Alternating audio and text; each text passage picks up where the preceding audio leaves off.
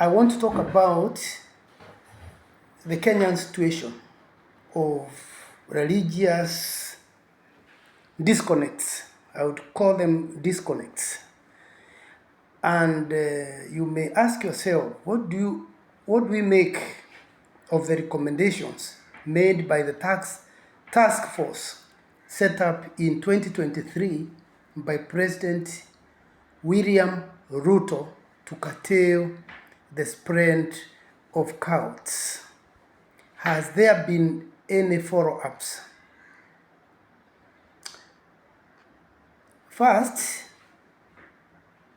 the task force results came out or were released on 17 September 2024 after being commissioned in 2023, and views were collected from every part of the country, the university, lecturers in religion, theology, history, and all sorts of people, all sorts of Kenyans were invited to bring in their input about what they think should be done about the spread of cults like Shakahora that claimed over 1,000 people, because at least 400 people were accounted for, while over 600 families reported that they were not able to trace their missing relatives, meaning the number at Shakahora is quite big. We may never know the exact number of people who perished as a result of the cultic nature of Paul Mackenzie's Good News International Ministry that ended up bad news ministry, if not something very bad for the country. So now, on 17 September 2024, the task force recommended the state to come up with Religious Affairs Commission to oversight religious groups, and in order to curtail the spread of cults and financial predatory practices prevalent in some churches in the country. Now, the danger here is that this task force that came up with the Religious Affairs Commission may not see the light of day. Or the recommendations were good, they are not likely to work in Kenya. They are not likely to succeed in this country of Kenya. It's not very easy for it to succeed.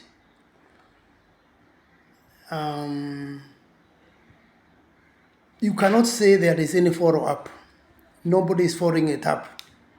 No minister, government has not employed the Minister for Religious Affairs or the Commission of Religious Affairs, as we have the Legal Commission, the Teacher Service Commission, the Police Oversight Commission. We don't have, and there is no one who is following it up. Nobody is doing that. Now, that's why on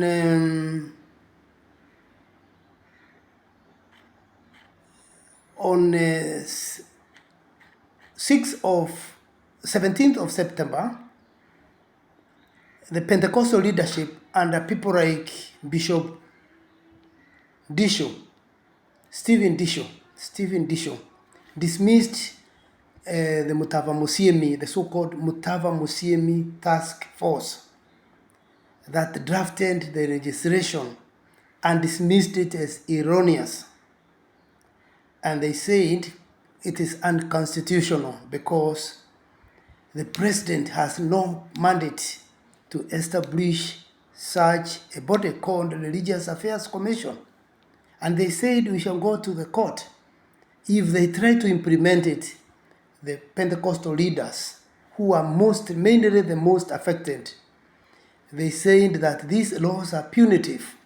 They are not meant to grow Pentecostalism, which is almost now going to 35% of the country. It's growing very fast.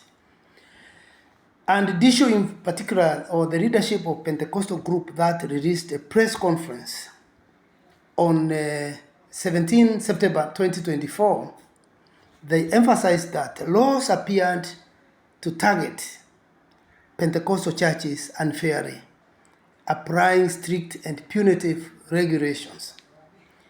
And they said this is a clear attempt to finish Pentecostal churches. These people have a very bad idea. They want to finish Pentecostal churches. And people like Apostle Agnes Dongo and Esther Kamau echoed these sentiments, questioning the fairness of the proposed regulations. How fair to Pentecostals? How sure that somebody is not targeting us for the wrong reasons? And you could also see in that conference, hundreds of Pentecostal bishops were there. It was like a rally of bishops, a very, very huge crowd of bishops were there. People calling themselves bishops of Pentecostal churches, saying it contravenes the right and freedom of worship. Okay? And they represented diverse umbrella faith-based bodies. Okay?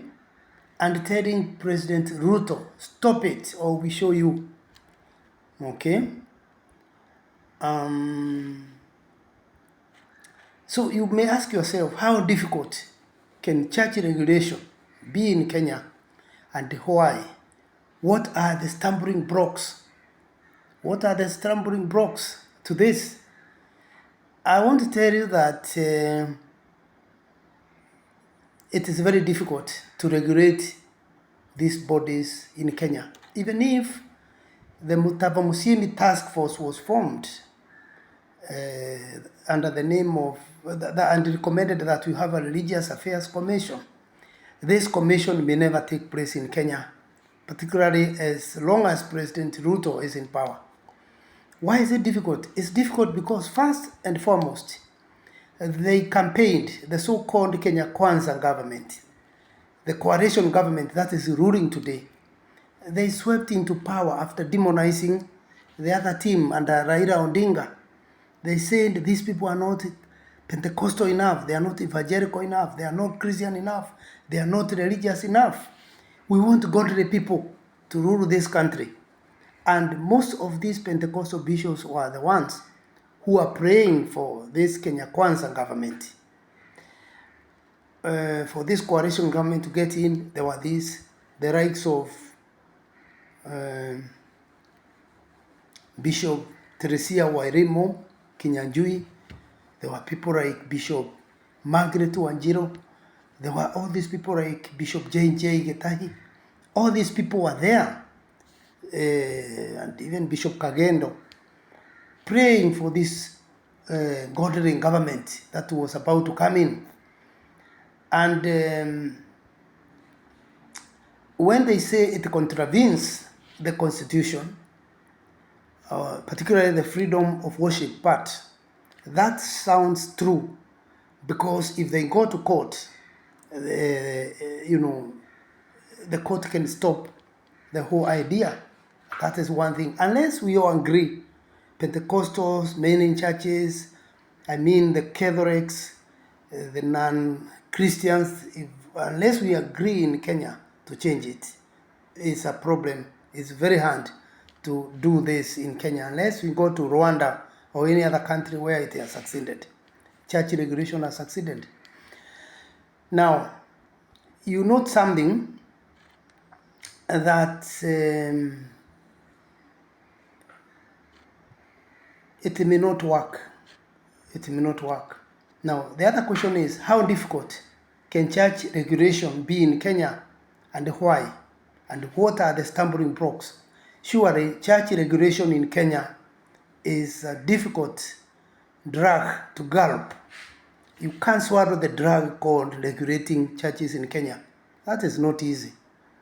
It is not easy because if you note that The voice of the most influential people today, religious group, is Pentecostals, because they even do politics. They are more charismatic. They are more outgoing. They resonate with the people. They speak the language of ordinary people. They speak the language people hear more and want to hear. If they spoke on 17 September 2024 and dismissed the whole idea of Religious Affairs Commission, and then 3 weeks later, President Ruto supported them, and he said, no state regulation of Kenyan churches as long as we are here. In other words, he was actually responding to their 17th September communique. And he went on, the president went on to say, let religious leaders develop their own regulations. We will not do it as a government.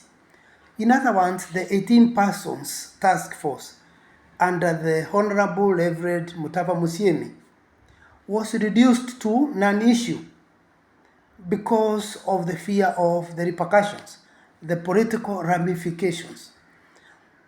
Nobody can tell you he doesn't fear Pentecostals today, because they really face you head on. And you see, you may be surprised that the estimation that under around 80% of churches in Kenya are unregistered. Those are some of the things that we always broke. If you say we start regulating it and most of them are not registered, surely those people will politically destroy you as a government. Okay? And you know, churches can avoid registration by registering as a branch of an existing church or by purchasing the name of an inactive church. These are the blocks that will keep blocking the registration of churches in Kenya. The other one is favorism. The law is not always applied consistently, which can lead to favorism. So you'll be favored depending on the side of the political divide you stand. So those are some of the challenges. There is also religious conflict as a block. Religious conflicts can be challenging to manage due to underlying positions, political infiltration, and ethnic interest. Always in Kenya, you always hear people saying, our people, they are targeting our people because they have more leaderships. This region has more Pentecostal leadership or church leaders. Why are they targeting churches? Why can they do their politics and we do our religion, our own religious affairs? Let them keep politics to politics and religion to religion. There are such people who may want to divide the pillars of culture, where religion and politics are all pillars of culture. There are those who may want to create a wedge between the two pillars of culture. There is also religious exploitation, where there is even extremism, which sometimes leads to terrorism, recruitment and attacks. Those are some of the blocks. Yeah, some people may fight directly if they feel threatened. There is also church leadership as a block. One may say that church leadership is involved in politicization, leadership wrangles, and a lack of advocacy. So in a sense, we may propose that, of course, the law for religious leaders, religious organization is okay, but their real input has to be there. And of course, setting self-regulation structure is fine. But the question is, is it implementable in Kenya? That's a challenge. The other question is, how intertwined are the state and region in Kenya? You can say, yes, these are all pillars of culture, religion, politics, or state. They are all pillars. The culture presupposes that, or foresees a situation where there is always be state, there will be politics, there is ethics, there is always kinship. Yeah, a country cannot survive without all those: religion, family, ethics, the aesthetics, A country cannot survive without economics. All these are components that make life, that make culture. And so you can say they are intertwined in the sense that church leaders sometimes turn to politicians, or Christians turn to politicians, and they don't abandon the church because they have become politicians. But of course, there is separation of church and state. Kenya's 2010 constitution establishes the country as a secular state. That's a legal position, meaning there is no state religion and the government does not promote any religion, as a matter of fact. The constitution also protects citizens from religious discrimination and pressure. That is one level of church and state in Kenya. The other one is freedom of religion. The constitution guarantees freedom of religion, including the freedom to practice, to worship, to teach, and observe any religion. The constitution also allows individuals and groups to establish religious institutions. There's also something else, political use of religion. Some say that politicians have historically used religion to win votes. It is not some, it's a reality. And I've noted that the 2022 general elections, it was pitted against the so-called religious leadership, religious politician, as opposed to non-religious politicians in Kenya, which is a lie. All are religious, but some claim to be more religious, more evangelical, more committed, and all that. Something else is the oath of office. Now, public officials, including the president and members of parliament, take an oath of office. That does not, or is not done in reference to any specific religion. So you take an office. If you are Christian, you take the Bible when you are swearing, if you are allowed by your church or your doctrine. If you are Muslim, you take the Quran or something. All that. So what we are saying is the church and state are intertwined on the basis that the same people who are in mosques and churches are the same people who are in politics. The same people who contest, some of them are church leaders or religious leaders. Some are nominated, some are elected, or they contest. So you can say the thin line between the two, the church and state, there is no clear whether the constitution says establishes the separation of state and religion. The fact is that even the national anthem, it starts as a religious recitation. It says, "O God of all creation, bless this our random nation, justice be our shield and defender." That in itself brings in the religious dimension of our politics. Now, the last one, and how powerful are Pentecostal churches in Kenya? I should say this is the most powerful group in Kenya as far as the social influence today is concerned.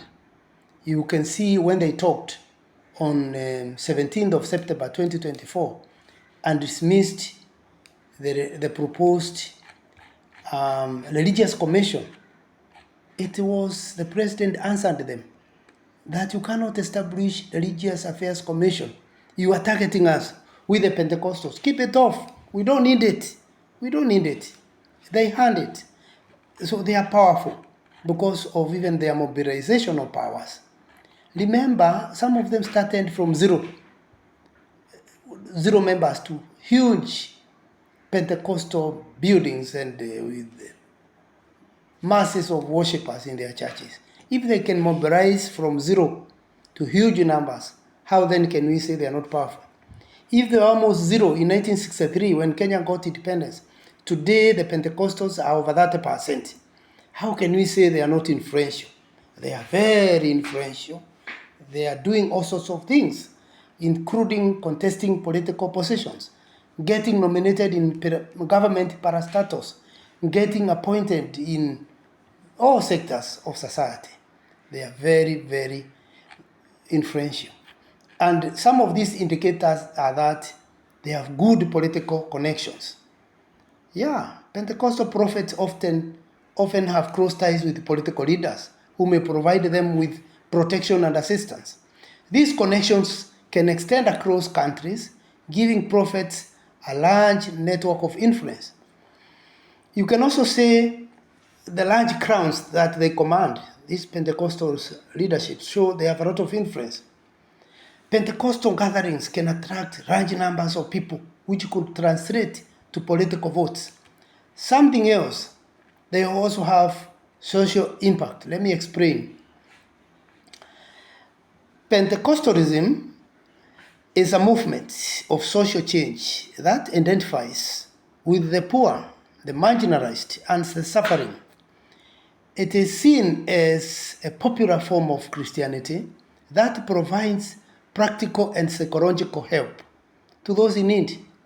That is social impact. And you can see these days they are even starting their own universities.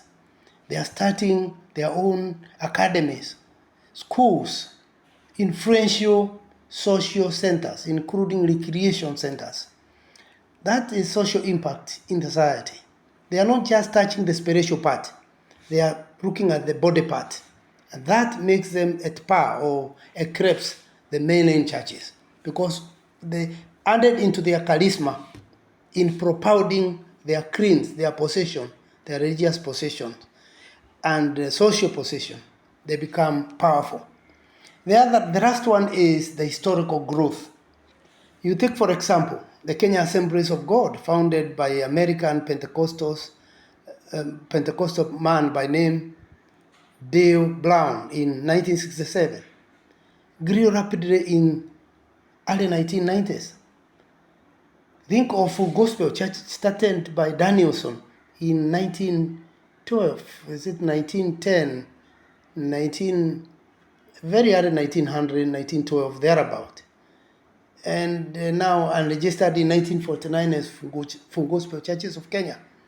It is one of the churches in Kenya with over 1 million memberships countrywide. Even some mainland churches like Jehovah Witness, I don't know whether that's a mainland church, this other one, Seventh-day Adventists, they don't have 1 million in their memberships. Their memberships is below 1 million. But Full Gospel Churches of Kenya, a Pentecostal church, has more than that. Very, very influential groups. However, some say that Pentecostalism has lost some of its prestige due to scandals involving Pentecostal pastors. These scandals include allegations of rape, murder, theft, skewed populist sermons. Some of these cultic groups, they are even faking miracles. Some of those cultic posting as Pentecostals. They are posing as people who have all gifts, hearing, prophesying, and giving the right prophecy for the country. A lot of accusations. We may not know the actual. We may not dismiss them and brush them with one brush and say they are bad. No. But all these accusations have weakened them, but have not cut out their influence. They are still influential in Kenya. Thank you very much.